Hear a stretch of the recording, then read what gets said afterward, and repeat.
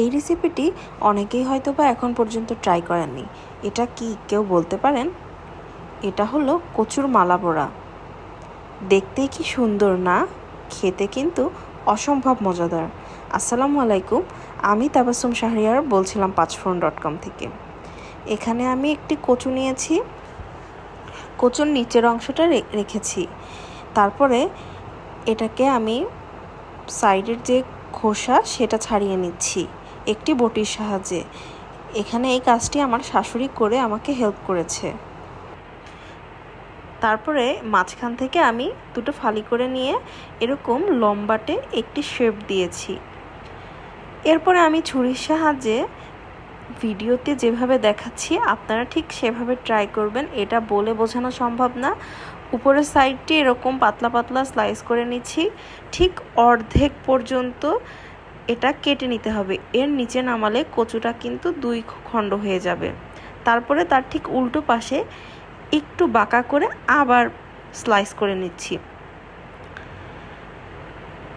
এইখানে খেয়াল রাখবেন যেন এটা নিচে পর্যন্ত না নামে।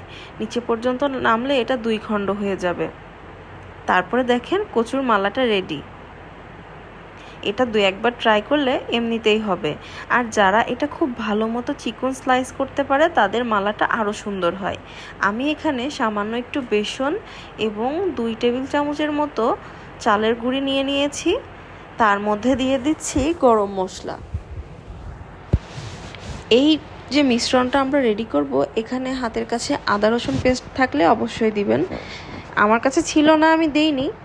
এরপরে দিয়ে দিচ্ছি 1 টেবিল চামচের মতো ঝালের গুঁড়া, সামান্য একটু লবণ দিয়ে এটাকে পানি দিয়ে ভালো মতো একটা ব্যাটার তৈরি করব। ব্যাটারটা বেশ পাতলা হবে। আসলে এই রেসিপিটি আমি যখন তৈরি করি আমার হাতে বেশি সময় ছিল না, যার জন্য আমি এখানে আদা রসুন পেস্ট ইউজ করতে পারিনি। বাট থাকলে আপনারা অবশ্যই ইউজ করবেন, এটার টেস্টটা অনেক বেটার আসবে। তারপরে কচুর মালাগুলো দিয়ে ভালো মতো আমি এর গায়ে লাগিয়ে নিচ্ছি। হাত দিয়ে একটু খুলে খুলে এর ভেতরে ঢুকিয়ে নেবেন, তাহলে এটার ভেতরে মশলাটা বেশ ভালো মতো ঢুকবে। কারো হাতের কাছে যদি চালের গুঁড়াটা না থাকে তাহলে চালের গুঁড়া স্কিপ করে 2 টেবিল চামচ কর্নফ্লাওয়ার ব্যবহার করতে পারেন।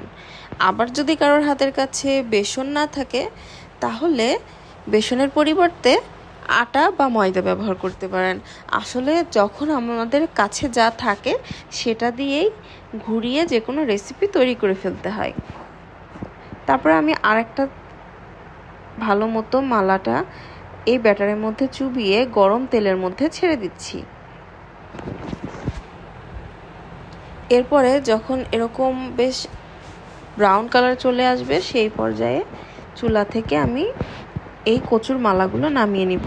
একটা সময় এই কচুর মালার রেসিপি কিন্তু খুব ভাইরাল ছিল। আজ অনেক দিন পরে আমার বাসায় আমার হাজবেন্ড কচু এনেছে, তো মনে হলো আপনাদের সাথে এই রেসিপিটি করে শেয়ার করি।